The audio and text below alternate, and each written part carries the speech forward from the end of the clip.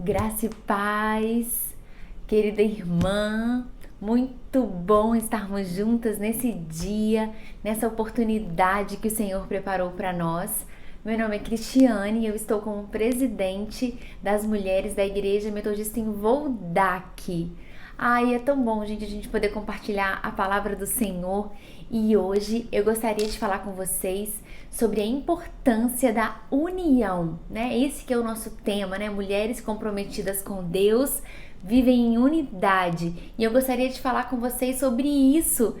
E eu gostaria que você abrisse a sua Bíblia comigo no Salmo 133, que é um salmo muito conhecido, mas eu vou ler numa outra versão, que é a Nova Versão Transformadora, então vai estar um pouquinho diferente da sua Bíblia, mas não tem problema. Eu gostei muito dessa tradução porque ela vai falar algumas palavras mais fáceis para a gente compreender. Então vamos comigo, Salmo 133 nos diz assim: Como é bom e agradável quando os irmãos vivem em união, pois a união é preciosa, como o óleo da unção, que era derramado sobre a cabeça de Arão e descia por sua barba até a bainha das suas vestes. Então aqui a primeira comparação que Davi faz com a união é que ele diz que a união ela é preciosa como o óleo da unção, que era usado para ungir os sacerdotes. E aí Davi vai continuar comparando a união, agora ele vai comparar com o orvalho que desce sobre o monte. Olha só o que diz no verso 3. A segunda comparação de Davi. Ele diz que a união ela é revigorante como o orvalho do monte Hermon que desce sobre os montes de Sião. Então a união ela é revigorante. E eu fui procurar no dicionário o que significa a palavra revigorante. Revigorante é aquilo que fortifica, que revigora ou dá força e energia. Então a união, ela é revigorante por quê? Porque ela nos fortifica.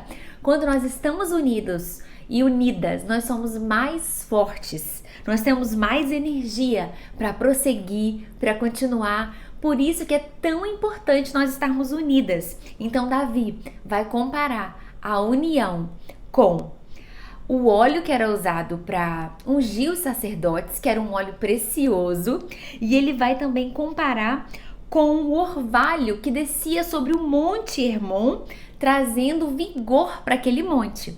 E aí, a continuação do verso 3 nos diz assim: ali o Senhor pronuncia a sua bênção. Outra tradução diz que ali o Senhor derrama a sua bênção e dá vida para sempre. Então, onde tem união, o Senhor derrama, o Senhor ordena a sua bênção e a vida para sempre. Então, no lugar onde não tem união, não tem bênção e não tem vida, nós podemos dizer assim. Então, vamos buscar a unidade para que as bênçãos do Senhor sejam derramadas sobre nós, para que a vida venha sobre nós. E quando eu penso sobre caminhar junto, eu me lembro de Esther. E depois você pode ler com calma esse texto, né? Eu vou falar assim, alguns pontos principais que Deus ministrou no meu coração, mas você pode ler depois o livro de Esther. É um livro bem pequeno, tem só 10 capítulos, então você pode ler uma história assim tão interessante e você pode ler depois, com certeza o Senhor vai falar muitas coisas com você, mas eu gostaria de destacar alguns pontos. Primeiro, que Esther fica sabendo de um decreto contra os judeus. E aí, gente, tá lá em Esther, eu queria ler com vocês Esther 3:13, eu vou ler alguns versos. Esther 3:13 nos diz assim: enviaram-se as cartas por intermédio dos correios a todas as províncias do rei para que se destruíssem, matassem e aniquilassem de vez a todos os judeus, moços e velhos, crianças e mulheres, em um só dia, no dia 13 do 12º mês, que é o mês de Adar, e que lhes saqueassem os bens. Este era o decreto do rei contra os judeus. E esse decreto, Esther fica sabendo através de Mordecai. Mordecai manda um recado para Esther do que estava preparado, do que iria acontecer. E aí, gente, eu penso que às vezes nós também recebemos recados, às vezes nós recebemos também notícias que não são notícias boas. Esther estava lá no palácio, aparentemente estava tudo bem, e de repente chegou uma notícia que não foi uma notícia boa. Talvez hoje você também tenha recebido uma notícia que não foi uma notícia boa. Mas nós vamos aprender um pouco mais sobre isso, né? Como Deus pode transformar todas as coisas. Então creia que Deus é aquele que faz infinitamente mais de tudo aquilo que nós pedimos ou pensamos. E aí Esther, no primeiro momento que ela recebe aquela notícia, ela pensa, não tem o que fazer. Ela sente medo, ela se sente incapaz, ela acha que ela não pode fazer nada, que ela não vai conseguir fazer nada sobre aquilo. Talvez, quando você recebeu essa notícia, que não foi uma notícia boa também, você se sentiu também como Esther. Você se sentiu amedrontada, você se sentiu incapaz, você achou que você não tinha o que fazer. Mas, olha só o que o texto nos diz. Vamos lá para Esther 4. No versículo 11, olha qual foi a primeira resposta de Esther. Esther diz assim, olha, todos os servos do rei e o povo das províncias do rei sabem que para qualquer homem ou mulher que sem ser chamado entrar no pátio interior para avistar-se com o rei, não há senão uma sentença, a de morte, salvo se o rei estender para ele o cetro de ouro para que viva. E eu, nestes 30 dias, não fui chamada para entrar ao rei. Então Esther diz assim, olha, eu não posso ir até o rei porque eu não fui convidada. Eu só poderia ir se eu fosse convidada. Então, se eu for, eu posso morrer. Então, no primeiro momento, Esther não vê possibilidade, ela não vê como ela poderia mudar aquela situação, o que ela poderia fazer. Mas, gente, num segundo momento, Esther entende que ela foi chamada para aquele tempo. E eu quero dizer para você que eu e você fomos convidadas e chamadas por Deus para este tempo que nós estamos vivendo. E aí talvez você possa pensar assim, mas esse tempo que a gente está vivendo é um tempo tão difícil. Mas pense comigo, o tempo que Esther viveu foi um tempo fácil? Não, foi um tempo muito difícil também. Aliás, a vida de Esther foi uma vida difícil. Ela perdeu seus pais, ela era órfã, ela era estrangeira naquele país, ela tinha se casado com um rei que ela não tinha escolhido aquele casamento, né? Aquele casamento, o rei é que escolheu, né, uma pessoa para estar ali. Tudo bem que agora ela era uma rainha, mas a vida de Esther também não foi uma vida fácil. Talvez você olhe para o seu passado e veja muitos momentos difíceis, assim como Esther também tinha passado. Mas Esther entendeu que ela foi chamada pelo Senhor para estar ali naquele lugar, naquele momento, para fazer a diferença. Então creia que o Senhor também te chamou para fazer a diferença no tempo em que nós estamos vivendo. E aí, quando a gente continua vendo essa história, a gente vê que Esther pede para que todos se unam com ela em jejum. E o texto não fala, gente, de oração. Depois você pode até ler lá em Esther 4, no versículo 16. Ela diz, vai, ajunta todo mundo para poder jejuar comigo. Gente, aqui nós vemos a importância da união, porque Esther vai jejuar, mas ela chama o povo para jejuar com ela. Então eles estão unidos. Como é importante a nossa união. E como eu disse, o texto não fala de oração, mas gente, não tem como jejuar sem orar. Eu sempre penso que se você tem alguma causa, alguma questão diante de Deus, e às vezes você pensa assim, poxa, eu esqueço de orar por isso, comece a jejuar. Porque quando você jejua, você não esquece de orar por aquilo. Porque quando vem aquela vontade de comer, você lembra? Quando vem aquela vontade de comer uma determinada coisa que você não está comendo, você lembra? Então o jejum, ele também nos faz lembrar do nosso propósito de oração. E eu queria fazer um parêntese na história de Esther para falar um pouquinho sobre jejum.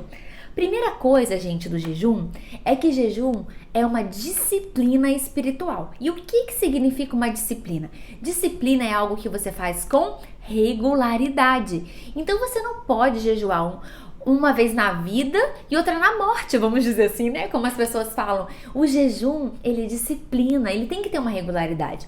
Então, por exemplo, você pode escolher um dia específico da semana para você jejuar. Por exemplo, eu vou jejuar todos os domingos ou todas as quartas. Escolher um dia. Ou então você pode jejuar também por períodos específicos, né? De tempo. E aí, gente, quando a gente pensa em jejum, a gente tem que entender que o jejum, ele é a abstenção de alimento. E você pode se abster daquele alimento por um período, ou você pode escolher, né, como o jejum de Daniel, se abster de um determinado alimento. E esse jejum de se abster de um determinado alimento, ele é muito bom também para as pessoas que têm alguma questão de saúde. Por quê? Você não vai ficar sem se alimentar. Você vai tirar do seu cardápio um determinado alimento. Então, por exemplo, você gosta muito de arroz, você não fica sem arroz. Então, você vai tirar o arroz e você vai substituir por o quê? Por uma mandioca, por um inhame, por uma batata doce, uma batata salsa. Você vai substituir aquele alimento que você gosta muito por outro alimento. E, gente, o jejum, ele é muito importante, porque ele nos torna mais sensíveis à voz de Deus, ele nos aproxima do coração de Deus e ele fortalece o nosso espírito e enfraquece a nossa carne. E o maior exemplo que nós temos, né, é Jesus. Jesus lá em Mateus 4:2, antes dele começar o seu ministério, depois que ele tinha sido batizado, ele vive um momento de jejum para se preparar para o ministério que ele tinha pela frente. Então o jejum, ele nos prepara, ele fortalece o nosso espírito. Então nós não podemos perder a prática do jejum. Então, fechando a questão do jejum, agora nós vamos continuar a história de Esther.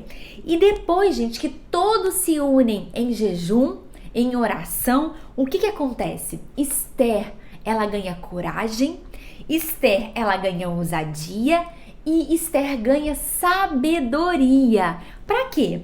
Para saber o que fazer, para saber o que falar, para saber o momento certo que ela deveria fazer cada coisa. Então, se você está precisando de orientação, busque no Senhor a orientação que você precisa. E às vezes o que nós fazemos de errado é não ter a prioridade e a ordem certa nas coisas. Imagine se Esther fosse falar com o rei, aí depois que tivesse dado tudo errado, aí ela falava, não gente, agora vamos jejuar. Então não, as coisas precisam ter uma ordem. Primeiro a gente busca o Senhor, é isso que Jesus nos diz, buscar em primeiro lugar o seu reino e a sua justiça, e todas as outras coisas Deus vai acrescentar.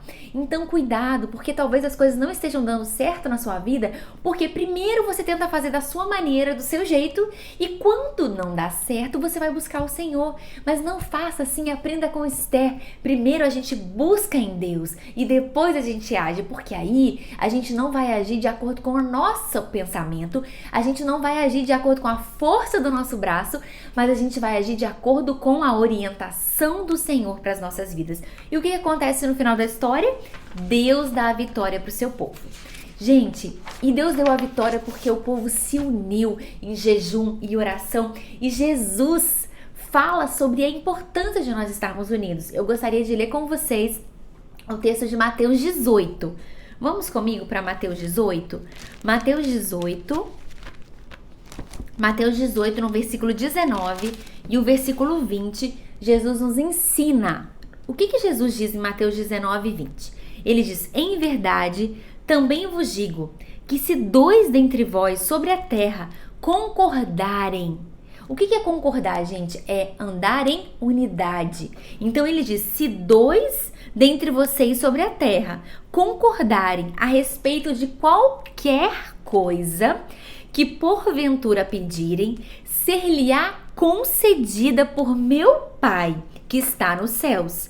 Porque onde estiverem 2 ou 3 reunidos em meu nome, ali estou no meio deles. Glória a Deus, porque nós estamos aqui concordando. Nós estamos aqui em um só pensamento e nós somos mais que 2 ou 3 reunidas, mesmo que nós não estejamos no mesmo lugar, mas nós estamos no mesmo propósito, no mesmo pensamento. Então que nós possamos pensar como é importante caminharmos juntas. Tem uma frase que diz assim, uma frase até bem antiga e conhecida, que diz que se você for sozinho, você até pode ir mais rápido, mas se você for acompanhado, você vai mais longe. Então vamos caminhar juntas, vamos mais longe, vamos alcançar aquilo que o Senhor tem para nós. E a minha oração é para que nós possamos caminhar juntas, em unidade, e que Deus abençoe as nossas vidas, em nome de Jesus.